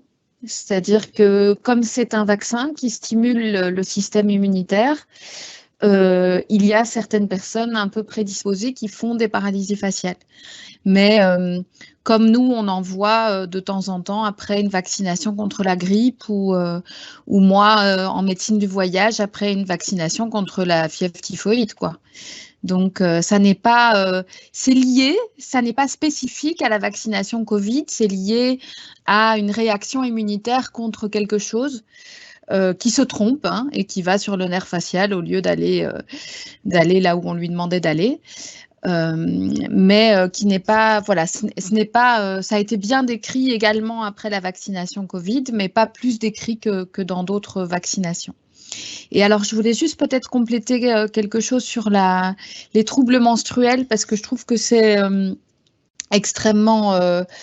ça a été fort négligé, en fait, au début de la vaccination, parce que je pense qu'il y a eu pas mal de signalements de troubles menstruels et que ça n'a pas été tout de suite étudié en profondeur. Et en fait, c'est quelque chose qui est bien connu aussi après la vaccination, c'est-à-dire que c'est décrit depuis de très nombreuses années et en particulier, c'est par exemple décrit après la vaccination contre le papillomavirus, mais après plein d'autres vaccins aussi. C'est assez fréquent maintenant, il y a des articles qui sortent chez les femmes de tout âge. Quand on prend les femmes de tout âge, il y a environ 20% de troubles menstruels après la deuxième dose de vaccin. Mais tout type de troubles menstruels, c'est-à-dire qu'il y a des femmes qui signalent des règles plus douloureuses, plus abondantes, moins abondantes, retard de règles, avance de règles, enfin tout est possible. Ce qui est assez clair, c'est que ça dure jamais plus que 2 cycles. Donc, c'est aussi des éléments, je trouve, qui peuvent être rassurants à dire aux femmes, de dire, OK, oui, en fait, c'est décrit, vous n'êtes pas complètement dingue, c'est décrit, et c'est décrit après d'autres vaccins également. Donc, il ne faut pas s'inquiéter, ça ne durera pas plus que 2 cycles, et cela n'a aucun effet sur la fertilité. Ça, c'est c'est un message absolument essentiel. Et ça a été très bien étudié, ces histoires de fertilité. Ce n'est pas juste qu'on n'a pas signalé de problème de fertilité, c'est que ça a été étudié en profondeur.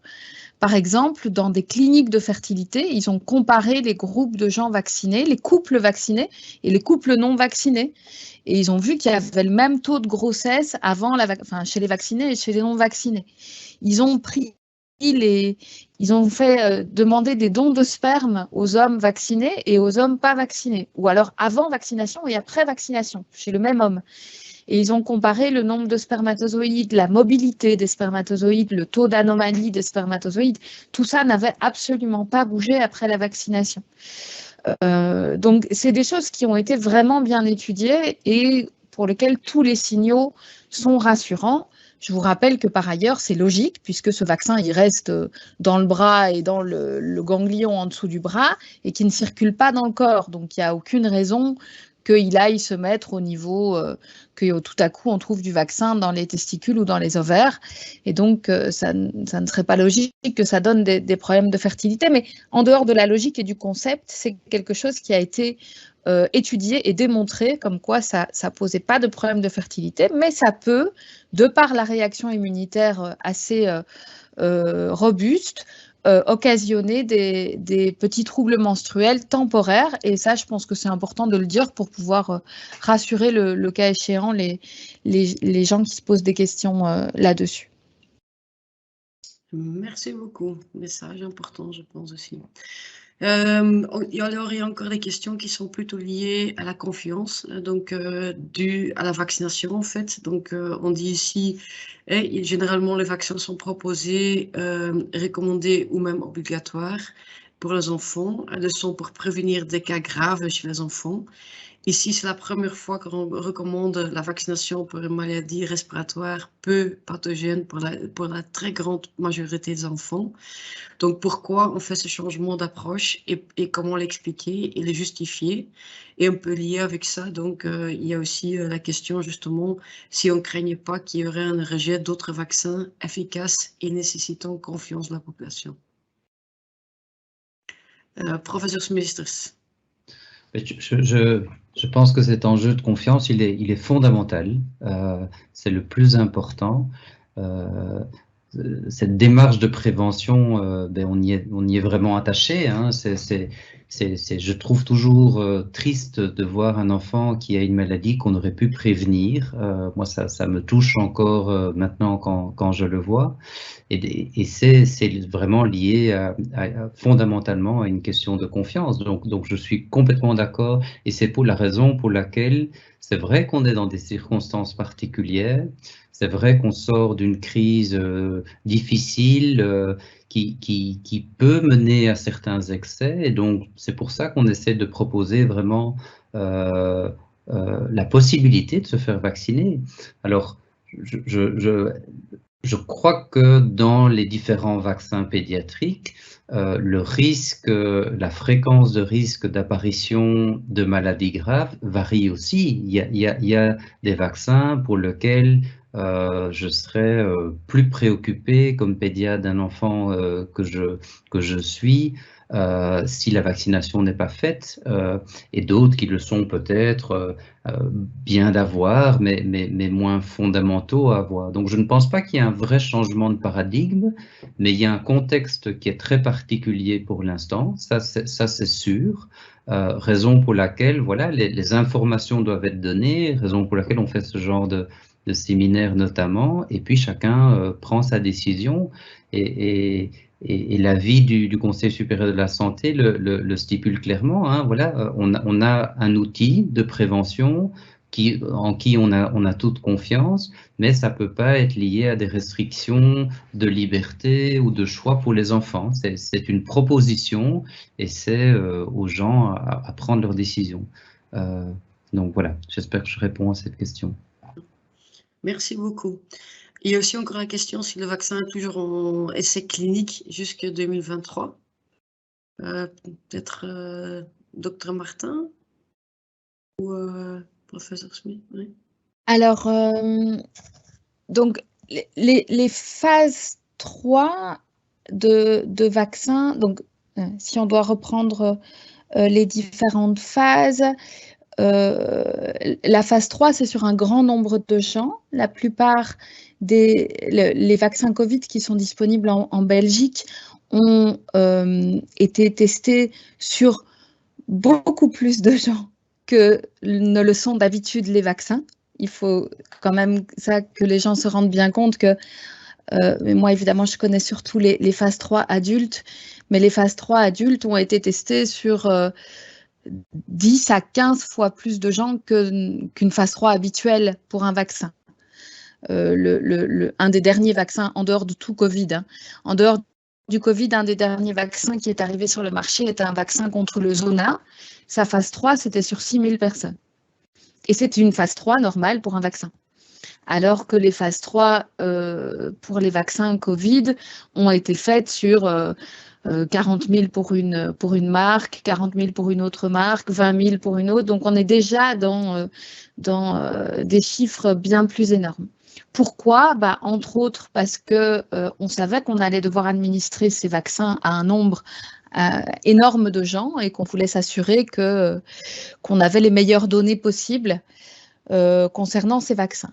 Alors, une phase 3, quand on la démarre, on décide de suivre les gens pendant X temps. Ça peut être pendant 6 mois, ça peut être pendant 3 ans. Quand on vaccine, quand on fait une phase 3 pour un vaccin, on fait en général ce qu'on appelle un follow-up, donc un suivi de minimum 1 an, 2 ans. On va pas les observer pendant 3 mois, être sûr qu'ils n'attrapent pas la maladie et puis arrêter. Donc, on les suit pendant quelques années, en général, 2-3 ans. Et donc, quand on dit que la phase 3 est toujours en cours, c'est-à-dire que les gens qui ont été vaccinés dans la phase 3 sont toujours en observation parce qu'on a décidé que cette phase 3 allait durer 2 ou 3 ans. Et je sais qu'on a tous l'impression que le Covid, on y est depuis 10 ans. Mais en fait, je vous rappelle que les phases 3, elles n'ont pas été commencées il y a si longtemps que ça. Elles ont été commencées il y a 1 an et demi. Donc, on est simplement encore dans le follow-up de la phase 3. Simplement, les données de safety et d'efficacité, donc de sécurité et d'efficacité, étaient tout à fait dans un contexte de pandémie, je vous le rappelle, de pandémie mondiale avec arrêt des économies et malheureusement des dizaines de milliers de morts, on fait qu'on a mis sur le marché, avec une autorisation de mise sur le marché exceptionnelle, ces vaccins et qu'on a continué ce qu'on appelle la phase 4, c'est-à-dire la pharmacovigilance, c'est-à-dire qu'on continue à demander de rapporter activement tous les effets secondaires de ces vaccins. Et cela, ça dure très longtemps, ça dure en général au moins 10 ans. Et ça, là, je parle de tous les vaccins, que ce soit les vaccins Covid ou n'importe quel autre vaccin. Et par ailleurs, tous les médicaments également, quand ils sont mis sur le marché, on demande de rapporter activement, ça fait partie de notre rôle de médecin et de pharmacien, entre autres, de rapporter activement tous les effets secondaires pendant des années après la mise sur le marché. Merci beaucoup. Je voudrais peut-être juste faire un petit commentaire. Ça répond peut-être aussi à la question, il y a eu certaines craintes qui ont été exprimées d'effets secondaires à long terme. Et donc, avoir une étude qui reste ouverte, où on continue à analyser les choses, à suivre les gens, en fait, ça va nous donner des données en plus. Donc, c'est plutôt une bonne nouvelle. La quantité d'informations sur la sécurité des vaccins qui étaient présentes avant qu'on le diffuse largement était nettement supérieure à ce qu'on a d'habitude. Et en plus, ces études continuent à analyser à plus long terme, ce qui permettra de rassurer ceux qui sont plus inquiets par rapport à des éventuels effets secondaires à long terme. Donc, c'est plutôt, en termes comme médecin, on est content que ces études soient toujours ouvertes pour être sûr et augmenter encore la sécurité de la démarche. Tout à fait. Ok, merci beaucoup. Je vais prendre une dernière question. Je pense que les autres questions seront plutôt liées à d'autres sujets. Et donc, il y a beaucoup de choses qui se trouvent sur notre site internet. Et donc, c'est vraiment, donc, est-ce qu'il y a un intérêt de faire un test anticorps avant la vaccination pour vérifier si l'enfant a déjà eu une infection? Et si positif, alors est-ce qu'on pourrait donner justement une seule dose? Et si on ne fait pas ce test, est-ce qu'il n'y a pas un risque de survaccination? Et que si on ne fait pas de test, alors qu'il pourrait que l'enfant ait été infecté, mais qu'on ne le voit pas. Et donc, est-ce qu'il y a à ce moment-là un risque de survaccination? Le professeur Spears, voilà. Donc, risque de survaccination, non. Clairement, il n'y a pas. C'est plutôt deux remparts plutôt qu'un par rapport à un problème. Donc ça, il n'y a pas de difficulté.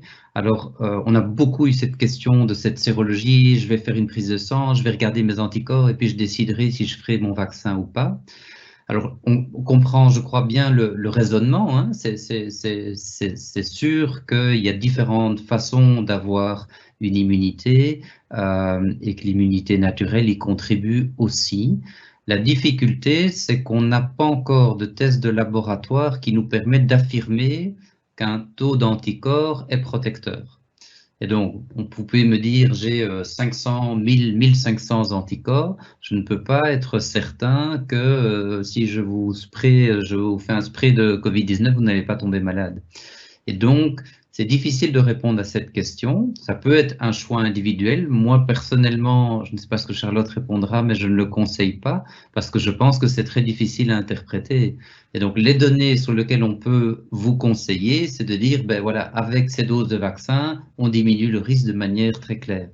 Avec cette dose d'anticorps que vous me dites, en fait, je ne sais pas vous répondre.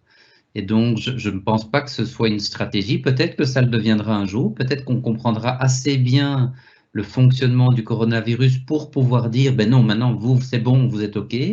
Mais pour l'instant, on ne sait pas le faire. Donc, c'est théoriquement une bonne idée. Pratiquement, ça ne fonctionne pas. Ok, merci beaucoup. Docteur Martin, va confirmer? Oui, oui, tout à fait. Je pense que c'est complet. On n'a pas encore d'idée de quel chiffre est vraiment protecteur et on n'a pas accès aux vrais anticorps qui nous intéressent, qui sont les anticorps neutralisants et qui ne sont pas ceux qui sont dosés en routine.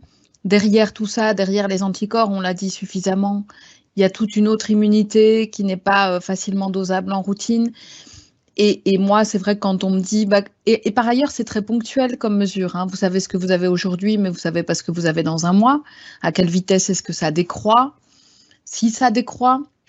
Donc, alors qu'en fait, vous ne prenez pas de risque à vous vacciner sur une sérologie positive. Vous ne faites que renforcer une immunité qui est déjà là et probablement l'enrichir. C'est ça qui a été aussi montré, c'est que immunité naturelle plus vaccination, c'est enrichir son immunité anti-coronavirus, peut-être probablement aussi contre plus de variants.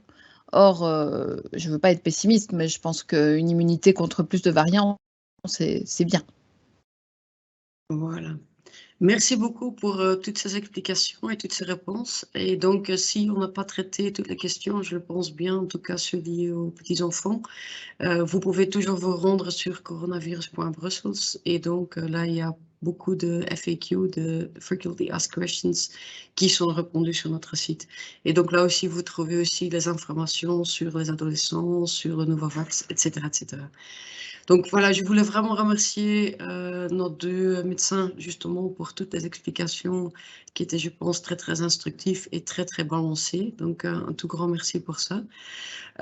Et donc justement, si vous êtes quand même convaincu et que vous voulez laisser vacciner votre enfant, vous pouvez toujours aller, et c'est la slide précédente, aller dans un de nos centres justement pour faire vacciner donc les enfants. On demande quand même, et justement, parce qu'on veut vraiment prendre le temps avec les enfants et ne pas les faire attendre trop longtemps, on vous demande donc de prendre rendez-vous via Bruvax, donc, où il y a aussi sur notre site le lien vers Bruvax, ou bien vous pouvez aussi appeler notre call center, c'est le 02 214 19 19. Et donc là, vous pouvez prendre rendez-vous dans un des centres où on propose toujours la vaccination pour les enfants sur des jours spécifiques qui sont aussi normalement les jours où les enfants ne doivent pas aller à l'école. Et donc voilà, et donc comme je disais tantôt, sur notre site coronavirus.brussels, vous trouvez vraiment beaucoup d'informations, donc les FAQ qui sont là et les informations pratiques sur la vaccination.